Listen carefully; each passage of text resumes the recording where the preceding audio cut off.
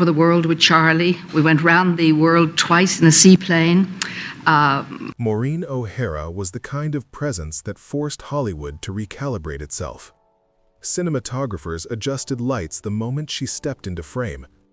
Technicolor bloomed around her blazing red hair and pale blue eyes, as if the medium itself had been invented to hold her. In an era obsessed with spectacle, she did not decorate the image, she anchored it.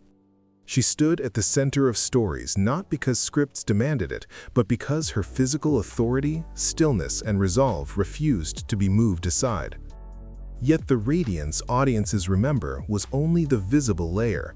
Beneath it lived a woman shaped by discipline rather than indulgence, by boundaries rather than fantasy. In an industry that rewarded obedience and silence, Maureen O'Hara learned endurance and paid for it with exclusions, stalled momentum, and the quiet cost of refusing to yield her self-respect.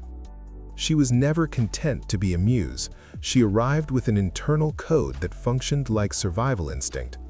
When Hollywood demanded compromise that crossed into danger, she chose distance instead of myth-making, departure instead of spectacle. Over and over again, she began anew. More than half a century later, she is remembered as the Queen of Technicolor, the most radiant woman of a radiant age. But behind the title was a human being who loved deeply, endured quietly, mothered largely alone, and repeatedly walked away from glory when its warmth turned corrosive. The question lingers. Was the blinding light of fame ever enough to warm someone who spent a lifetime learning how to protect herself in the dark? Maureen O'Hara was born Maureen Fitzsimmons on August 17, 1920, in Ranelagh, a southern suburb of Dublin. She was the second of 6 children born to Charles and Marguerite Fitzsimmons. The family lived by order rather than display. Charles ran a sporting goods business and later worked in football administration, believing endurance mattered more than applause. Marguerite was classically trained in operatic singing. Music filled the home, but never as performance. Practice occurred at fixed hours. Precision mattered more than praise. All 6 children were exposed to the arts early. Acting, singing, and movement were treated as education, not aspiration. Several siblings pursued creative careers, one chose religious life. Stardom was never discussed, discipline was. Art existed to train control of body, voice, and time. Talent was not celebrated, it was expected to be managed. By 6, Maureen was studying dance and drama in a regimen that valued repetition and correction over expression. At 14, she appeared in local theater productions without ceremony. The stage was not a thrill, it was work. Errors were not softened, expectations were clear. When she joined the Abbey Theatre, the discipline intensified, but it felt familiar. Emotion was contained, favoritism had no place. One stood firm through capability alone. Alongside the arts, her father insisted she learn typing and bookkeeping not as an alternative, but as insurance. Performance, he believed, was fragile, dependence was dangerous. The lesson was never explained, it simply existed.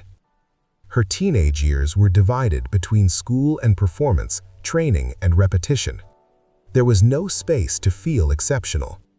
That rhythm hardened into habit: finish the work, do not wait for validation.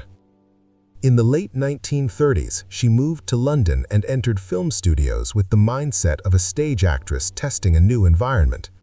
Small roles followed, screen tests, a technical atmosphere that felt cold and unresponsive. Cinema did not yet move her, it was a possibility, not a calling. That changed when Charles Laughton noticed her, not for marketable beauty, but for the steadiness of a body trained by stage discipline. He signed her to a 7-year contract. Her surname shifted from Fitzsimmons to O'Hara, a small administrative change that marked the first moment her identity was folded into the marketplace. In 1939, Jamaica Inn introduced her to film work of consequence. The same year, The Hunchback of Notre Dame placed her as Esmeralda amid tragedy and technicolor spectacle. The film's success was immediate. RKO acquired her contract and positioned her as a long-term asset. She was no longer testing cinema, she was being shaped by it. With that shift came tension. Performance began yielding to image. Strategy began replacing discipline. O'Hara remained present, luminous, but guarded. In 1941, How Green Was My Valley demanded restraint rather than force. Under John Ford's strict direction, emotion was compressed into glances and pauses. Excess was eliminated. The film won 5 Academy Awards, including Best Picture and Director. O'Hara received no nomination, yet her character became essential to the film's emotional structure, memorable not for prominence, but for precision. As Technicolor intensified, the physical demands grew harsher. Action films required climbing, clinging, enduring wind, sun, and motion without visible fatigue. The light completed the image, it did not protect the body beneath it. In films like The Spanish Main, Sinbad, Against All Flags, O'Hara functioned as a true counterforce within the action, not ornamental, not shielded. By the late 1940s, she stood at the height of her power, when an off-screen incident exposed the limits of safety for women in Hollywood. As she later recounted in her memoir, *Tis Herself, O'Hara was sexually assaulted by a powerful producer during a meeting disguised as professional business. She reported it.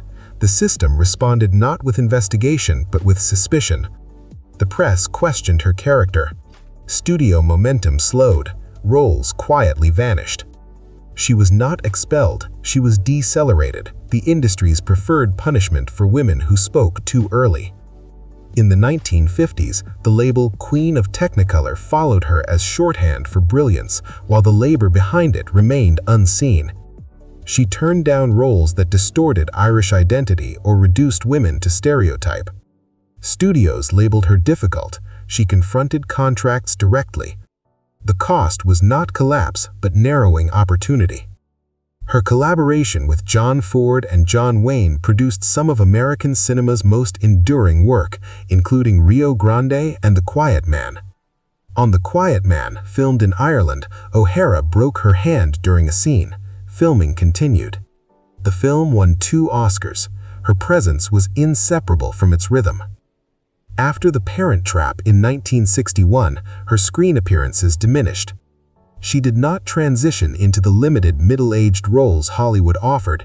Instead, she dispersed into television, music, and quieter spaces where work could continue without distortion.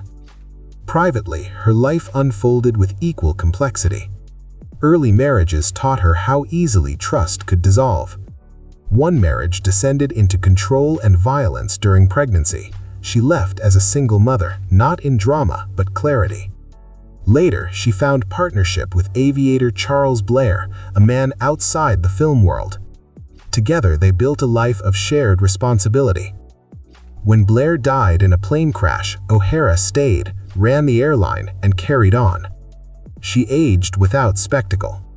When Hollywood finally honored her with an honorary Oscar in 2014, she spoke a single sentence: "This is very meaningful to me." The recognition arrived late, after the essential choices had already been made. Maureen O'Hara died on October 24, 2015, at age 95. She was buried beside her husband at Arlington National Cemetery, a decision rooted in life, not legend.